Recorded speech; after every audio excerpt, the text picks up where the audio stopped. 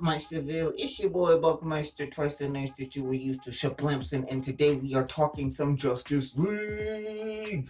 So, it's here. The Snyder Cut is here. So, I'm going to say this. If you come out of watching this movie or whatever, once you've turned on the laptop screen or however you're watching it, and you're just like, this is horrible, Zack Snyder made a horrible movie, this is horrible, why did he do this,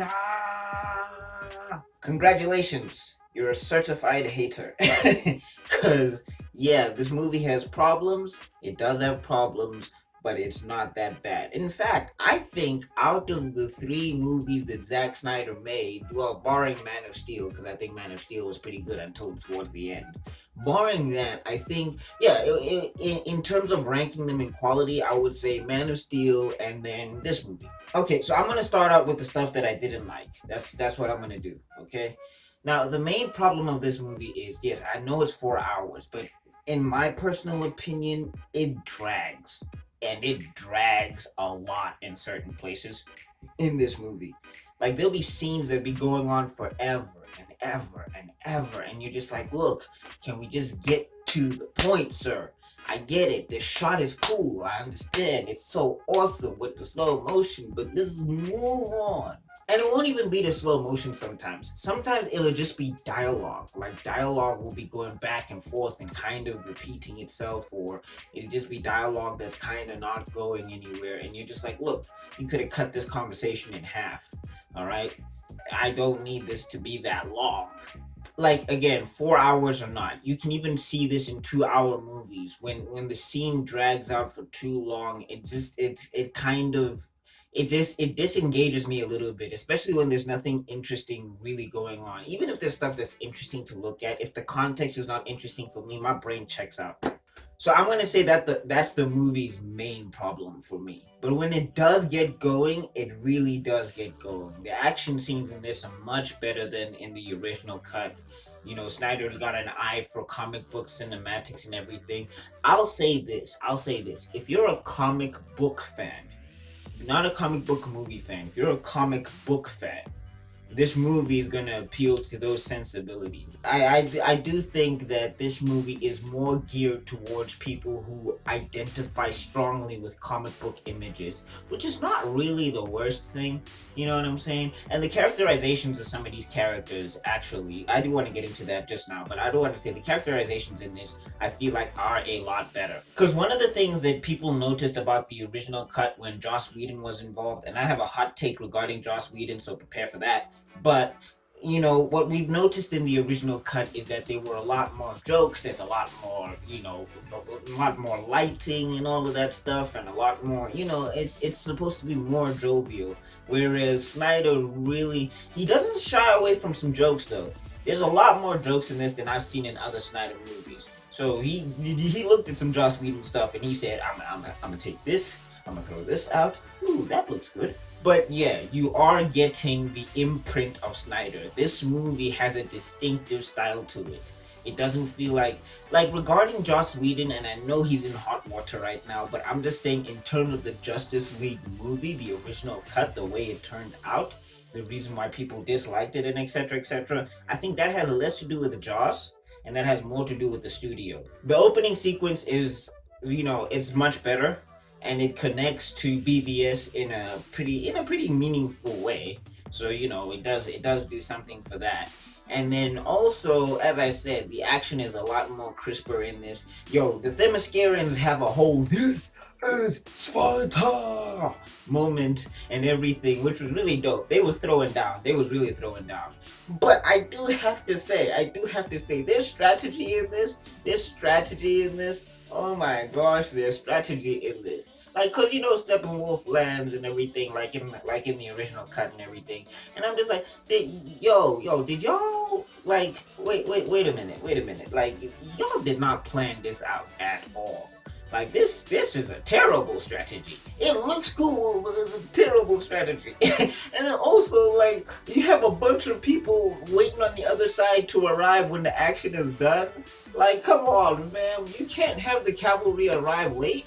The cavalry's supposed to be on time. That's how they become the cavalry. Yeah, that cavalry was late as hell. Batman is more Batman in this, which I personally appreciated because I felt like with this Batman's humor comes from him being the straight man.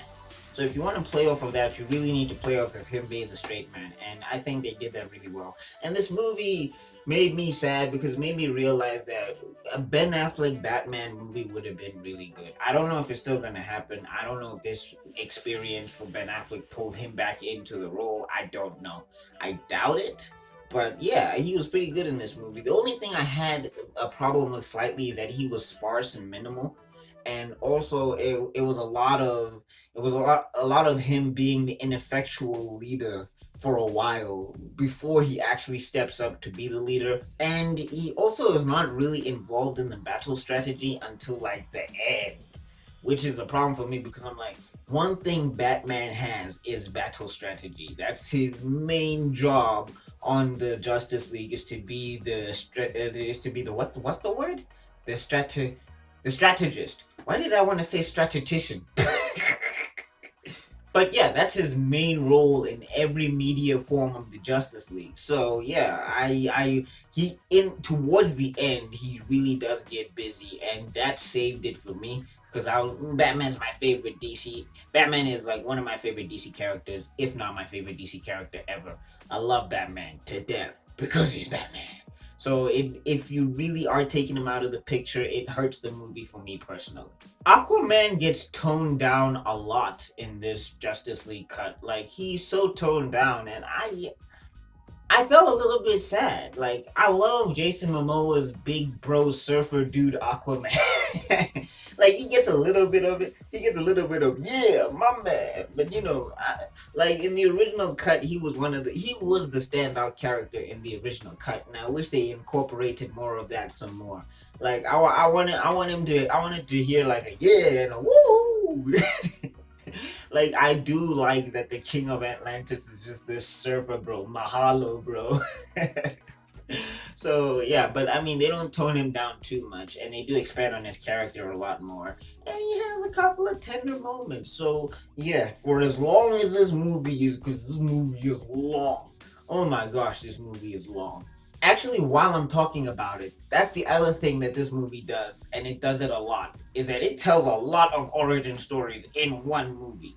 Like, yo, I would have actually said that this could have been a TV series, this could have been a mini series, actually, like a 6 episode mini series or something, where you tell people's origins or whatever, you tell the origins that you want to tell, and then you splice it up with the movie and everything, and then you take it from there because like yo it is a lot. You be getting lost in this plot thread going, oh my gosh, that is so cool. Oh wait, now we're here now, wait a minute, yo, whiplash. Anyway, let's get to the other characters. Cyborg was the heart of this movie for a lot of it. Like I do love what Ray Fisher did with Cyborg and everything. He's actually a pretty good Cyborg. I'm hoping he gets to the jovial, jokey Cyborg, but I don't know. That's just the Cyborg that I love from Teen Titans. Wonder Woman is still solid. She's still Wonder Woman. Like there was some parts where I was like, Gal Gadot, you can put in a little bit more emotion here, and then she would put a little bit more emotion in another scene. It was slightly uneven for me personally, but she's still pretty solid in this entire shebang. Very, very solid. Then we get to the Flash. Okay, I still hate how he runs. Like, dude, that running method is so weird. I don't know why. Why is all of this happening when you're running, dude? Why is all of this happening, Ezra Miller? What is this? Looking like that lady from Suicide Squad when she was jiggling up around and all of that stuff.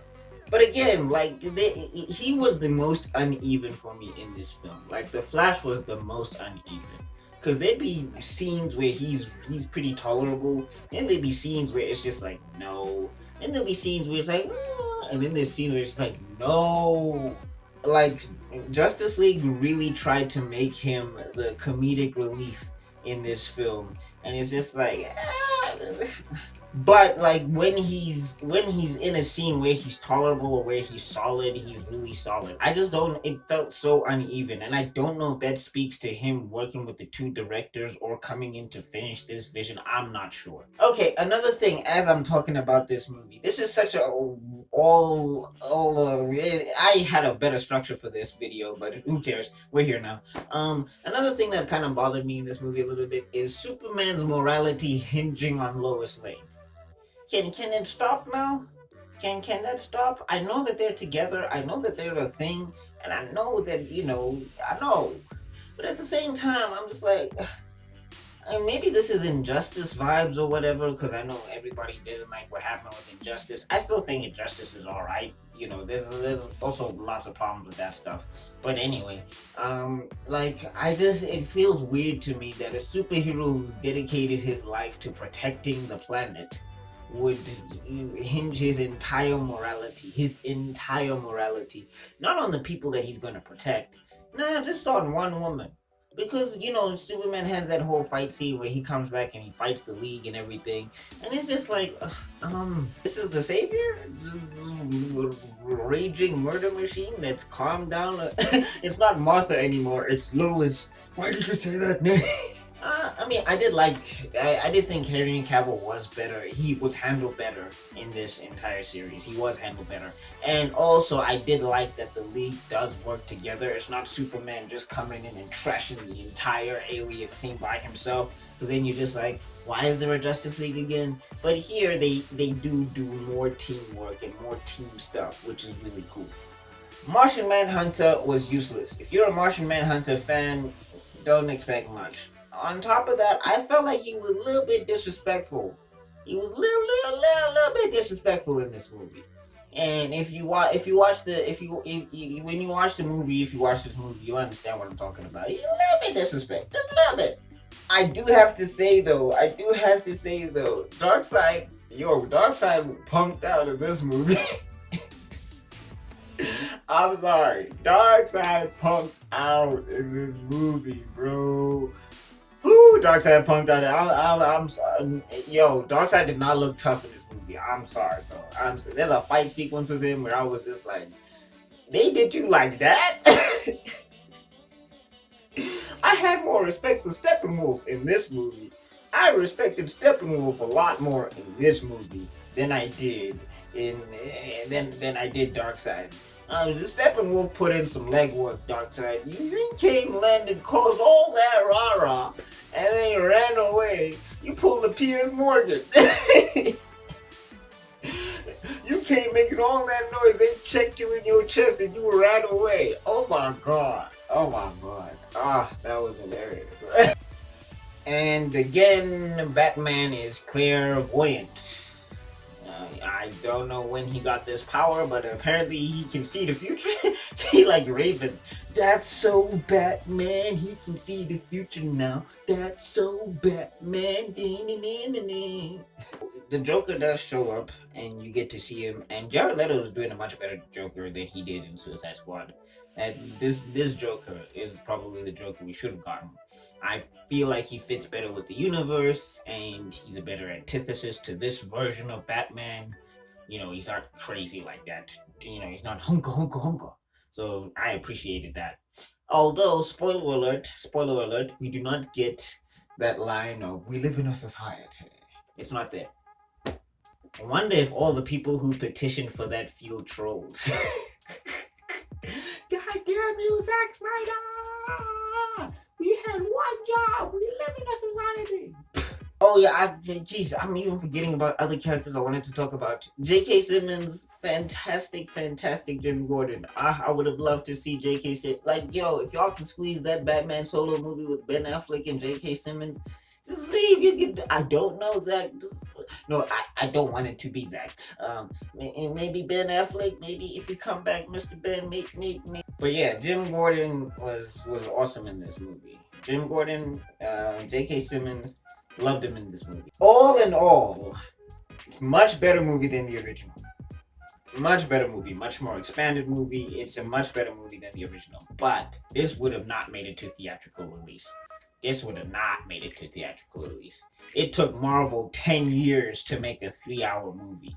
There was no way nobody was going to sit in Justice League for 4 hours after Batman v Superman. Like, a lot of my other issues with this movie stem from that movie, and I have to, because those two movies are interconnected and it's supposed to be a part of a greater vision. So a lot of that stuff and a lot of the problems that are in Batman v Superman do feed into Justice League, even though I do think that Justice League is better than Batman v Superman. But yeah, there's still that. But yeah, I do not think, like, you'd have to be a Snyder super fan if you were gonna go to the theater and sit for 4 hours. Again, do want to stress, I did enjoy it. It was exhausting. That's basically my review in a nutshell. What did you think, Meisterville? Did you watch it? Did you check it out? Let me know in the comment section down below. I don't know if I want to do spoilers. I guess we can open this to a spoiler discussion in the comment section, because I didn't really talk spoilers myself. But I feel like this is such a niche thing that anybody who's wanted to watch it watched it already, and anybody who doesn't want to watch it doesn't really care about what gets spoiled in this particular instance. So if you do want to talk spoilers, I would just say please put a spoiler tag so people know you're talking spoilers, so that they can avoid your comment if they don't want to check it out, and all of that good stuff. Look at that, you made it to the end of this video. Thank you so much for making it to the end of this video. You are spectacular. If you like this video, I got another one up here, I got a playlist out there, and I got an icon you can click on to subscribe.